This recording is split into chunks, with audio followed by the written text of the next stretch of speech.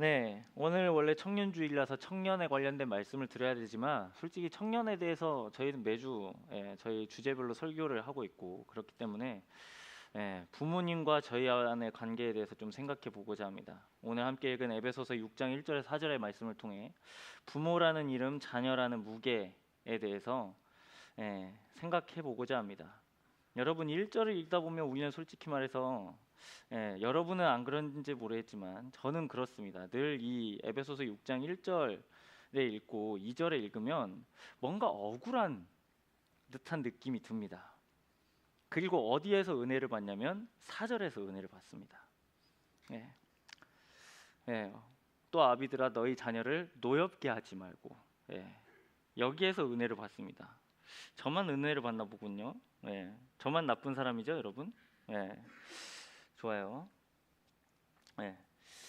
저희가 아까 그리팅에서 나왔던 질문이지만 부모님과 대화하다가 이거 말이 안 통해라는 경험이 분명히 있을 겁니다.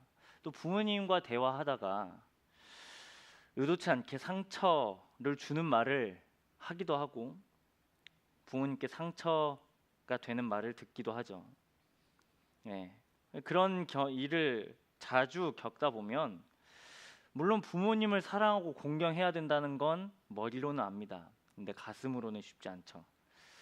결국 이 에베소서 6장 1절부터 4절의 말씀은 솔직히 교회 다니지 않는 사람도 아는 가르침입니다. 특별히 우리나라는 또 예의를 되게 중요시했던 민족이라 또 부모님과의 관계에 있어서 그 예를 갖추는 것이 상당히 중요했던 시절도 있고 여전히 또 그렇습니다. 그런데 부모 공경이라는 말은 쉬운데 진짜 쉽지는 않습니다. 마음은 어렵죠. 그러니까 이 에베소서 6장을 읽다 보면 머리로는 이해가 되지만 솔직히 썩 그렇게 유쾌한 그런 말씀은 아닙니다. 훈계는 아닌 것처럼 저희에게 여겨지죠. 우리가 어릴 적부터 이렇게 배웠습니다. 부모님의 말씀을 잘 듣는 게, 순종하는 게 좋은 사람이라고 말이죠. 부모님의 말씀에 순종하는 것, 부모님의 말씀을 경청하는 것, 이것이 바로 효라고, 그리고 이걸 미덕처럼 가르쳐 주었습니다. 그런데 우리가 솔직히 말해서 우리의 가정 안에서 일어나는 일은 다르죠. 자주 뒤틀립니다. 부모님과의 관계가. 생각의 차이가 여실히 드러나고요.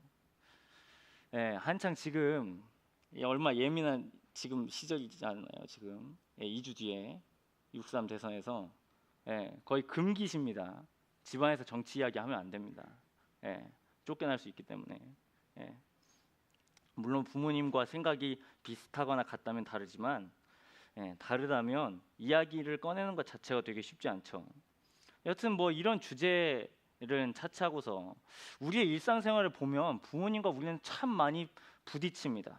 충돌하게 되고 그리고 오해가 쌓이고 그리고 감정의 골이 되게 깊어지죠.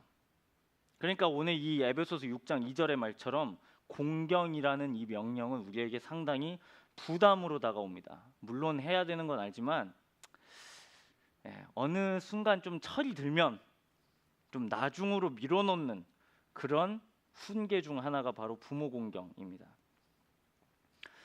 교회 밖에서도 부모를 공경하는 것에 대해서 되게 중요하게 생각한다고 말했습니다. 하지만 에베소서 6장은 우리에게 다르게 말합니다. 오늘 이 말씀에서 가장 중요한 한 워딩이 있다면 그건 바로 6장 1절에 등장하는 딱 두 단어입니다. 주 안에서입니다. 주 안에서.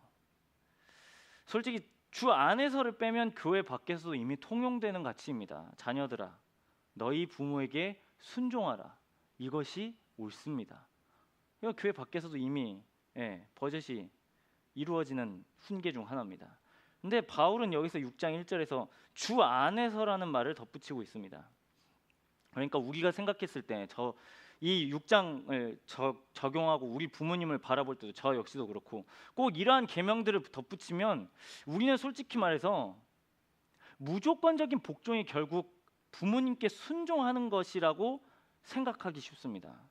하지만 바울은 분명하게 여기에서 주 안에서라는 단서를 달아놓고 있습니다. 왜냐하면 이 주 안에서라는 이 단어 때문에 우리와 부모님과의 관계는 단순히 그냥 부모님과 존경, 부모님과 공경, 부모님과 부모님의 말씀을 들어야 되고, 그냥 반대로 생각해 보면 자녀는 무조건 부모의 말을 따라야 하고, 이런 게 아니라 주 안에서라는 말은 우리가 생각하는 이 인간관계의 지평을 바꿔놓기 때문에 그렇습니다. 설명 들어보면 그렇습니다. 복음이라는 건 우리의 모든 인간관계를 다시 해석하게 합니다. 그러니까 우리가 지금 마주하고 있는 부모님과 우리와의 관계 역시 이 주 안에서라는 이 가치 아래에서 다시 이해되어져야 합니다. 여러분들의 부모님은 완벽하시나요? 모든 걸 다 하실 수 있나요? 어렸을 때는 우리는 그렇게 생각하죠. 부모님이 모든 걸 다 하실 수 있을 거라고.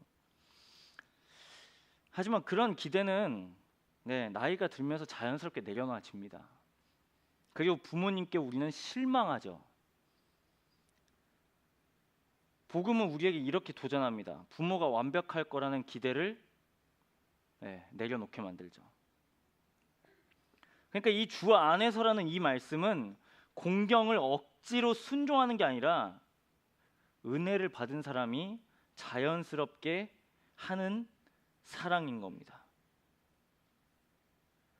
그러니까 이 주 안에서라는 이 단어는 단순히 그냥 여기가 필요하겠거니 쓴 단어가 아니고 그냥 빈칸처럼 놔뒀다가 그냥 바울 여기다 채워놓은 단어가 아니라 우리의 모든 인간관계가 가정에서 특히요 복음에 비추어서 우리의 관계를 다시금 재점검해 보아야 한다는 거죠.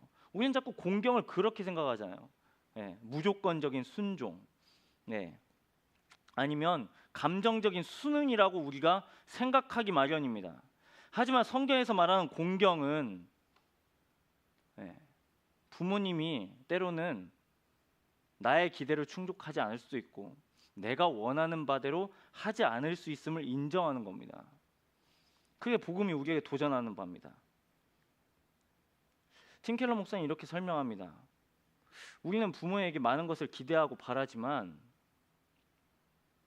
또 우리는 그렇게 부모에게 기대하지만 우리가 체험받지 못하는 부모의 사랑을 복음은 채워준다고 팀 켈러 목사님 설명합니다. 솔직히 말해서 부모와의 관계에서 상처를 안 받는 사람이 없습니다. 상처를 주고 상처를 받죠. 그 말은 결국 부모도 불완전하고 자녀도 불완전합니다. 하지만 결국 그 틈을 메우는 건 내가 억지로 순종하거나 억지로 사랑했기 때문에 부모님과의 관계가 개선되는 게 아니라 그 간극을 채울 수 있는 건 우리에게 남김없이 여전히 사랑을 줄 수 있는 그 예수 그리스도의 사랑 때문입니다. 우리가 이걸 잊어버린다면 우리는 계속해서 우리의 힘으로 부모를 공경하려고 할 겁니다.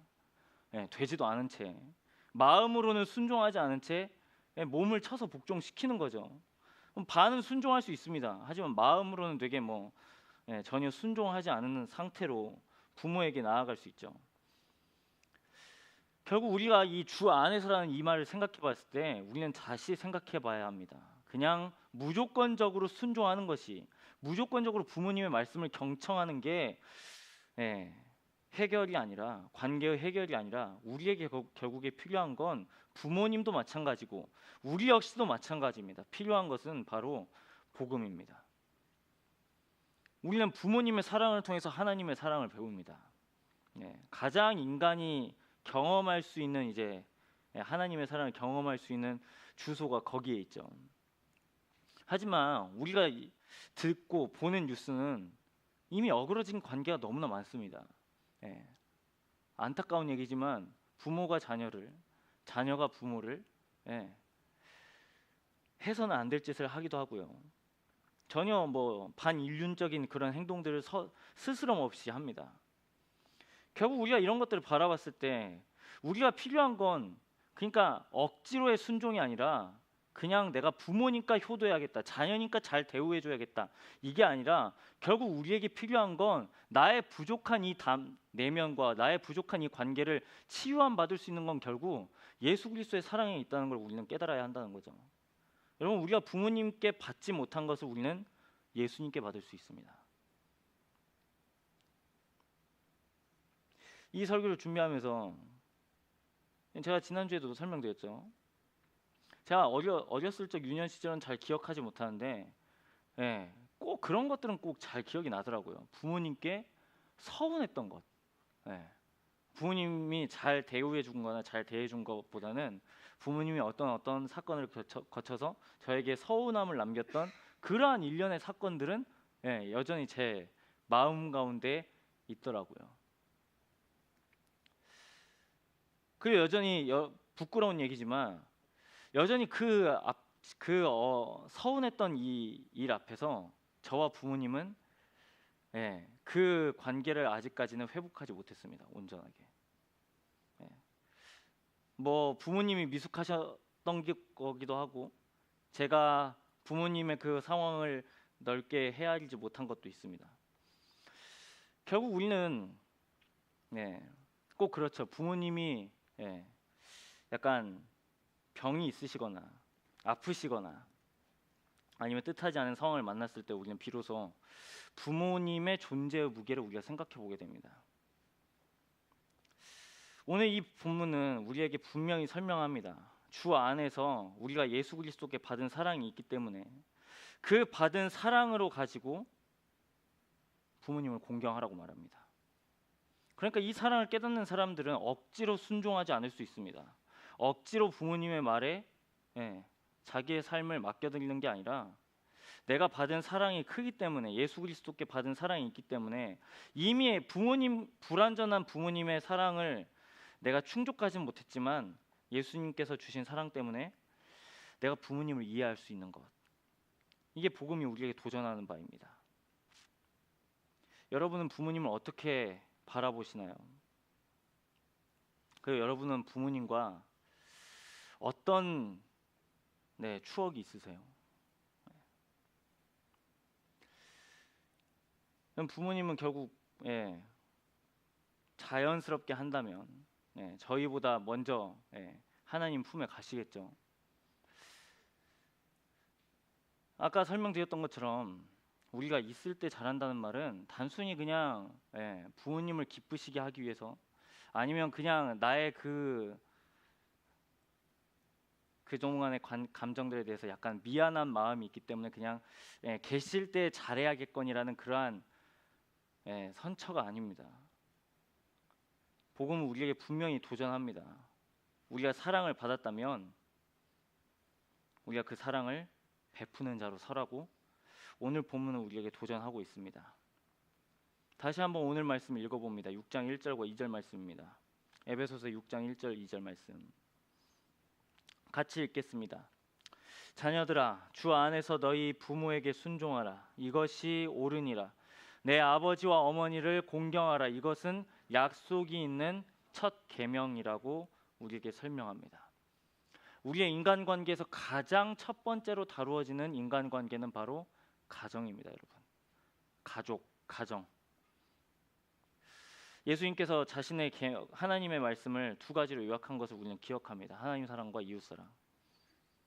이웃 사랑의 가장 첫 번째 현 주소가 부모님과의 관계입니다. 외연을 확장시켜 본다면 여러분, 우리가 사랑을 받았기 때문에 용납할 수 있습니다. 우리가 예수 그리스도께 용납받았기 때문에 우리가 불완전한 부모님을 이해할 수 있습니다. 우리가 예수 그리스도께 받은 은혜가 있기 때문에 우리 부모님을 넓은 마음으로 이해할 수 있습니다.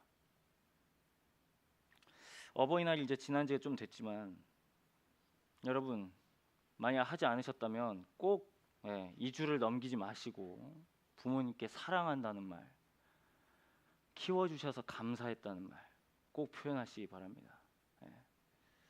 부모님은 아마 그 말을 듣고 가장 기뻐하실 겁니다. 돈을 줘서 기뻐하실 수도 있죠. 물론 돈을 주면 기뻐하실 수 있죠. 하지만 우리의 마음 가운데 가장 뭉클하게 남는 건 소유가 아니라 말 한마디입니다. 자녀들의 사랑이 담긴 말 한마디. 자녀가 부모를 이해하는 사랑의 태도. 비로소 그때 우리는 우리의 가정에서 하나님 나라를 경험한다고 성경 우리에게 도전하십니다. 우리의 가정이 그렇게 쓰임 받기를 원하고 그리고 여러분들의 가정도 그렇게 쓰여지기를 소망합니다. 우리 다 함께 들은 말씀 기억하고, 예, 계속해서 부르는 찬송이죠. 주님 마음 내게 주소 같이 부르며 우리가 예수님께 받은 사랑을 기억하고 또 주의 마음을 구하는 자리 가운데 나아가도록 하겠습니다.